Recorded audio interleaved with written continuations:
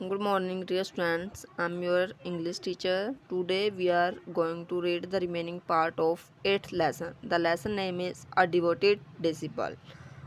In last video, we already read the first part of this lesson.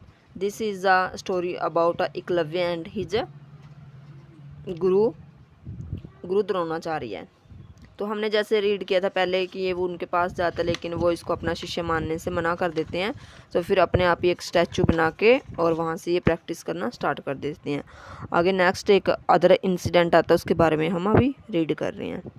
Once Arjun and other prince were hunting in the jungle. Arjun कौन था? जो उनका favourite शिष्य था गुरु द्रोणाचार्य का। क्या हुआ कि एक दिन अर्जुन और जो उसके अदर प्रिंसेस भाई थे वो सभी जंगल में जाते हैं हंटिंग मीन शिकार करने के लिए। They had a dog with them. वो अपने साथ एक अपना डॉग है जो उसको ले लेते हैं। He stared into the jungle. Stared होता है रास्ता भटकना। वो रास्ता भटक जाते हैं जंगल में।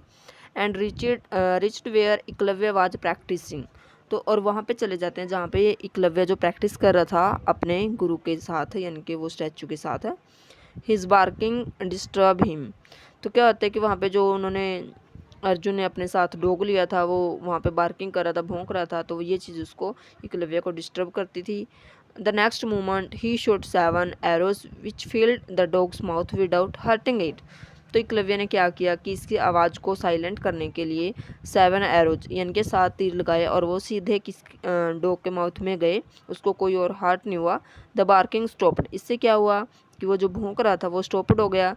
वैम्परिंग द डॉग केम बैक। तो जैसे रोने सी की आवाज़ करता हुआ जो डॉग स्लो स्लो उनके अर्जुन के पास आ जाता है। The princes were amazed to see such a feat of archery. Amazed होता है हैरान होना। तो ये चीज़ देखे वो प्रिंस थे, वो राजकुमार थे, बहुत हैरान हुए कि तीर अंदाजी में इतना अच्छा कौन हो सकता है। The matter was reported to the teacher. तो फिर वो क्या करते हैं कि वापस अपने गुरु के पास आते हैं, गुरु द्रोणा के पास, और वो चीज़ गुरु द्रोणा को बताते हैं। तो गुरु Drona call the boy boy he order. तो वो कहते हैं कि उस बच्चे को बुला के लेके आ जाए जिसने ये ऐसा काम किया है। The boy was presented before the teacher. और उसके बाद होता क्या है कि वो फिर उसको एकलव्य को बुला के लेके आते हैं और एकलव्य को फिर गुरु के सामने लेके आया जाता है। द्रोणा रिकोनाइज्ड होता है पहचानना। Him at once. तो जो गुरु द्रोणा वो उसको पहचान लेते हैं। He saw that he was the same boy whom he had refused to train।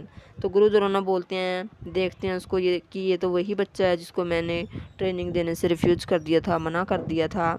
How did you get this complex knowledge asked the teacher. तो फिर गुरु द्रोणा एकलव्य से पूछते हैं कि मैंने तो आपको वो शिक्षा देने से मना कर दिया था, तो आपने इतनी कॉम्प्लेक्स नॉलेज कहाँ से गेन की है।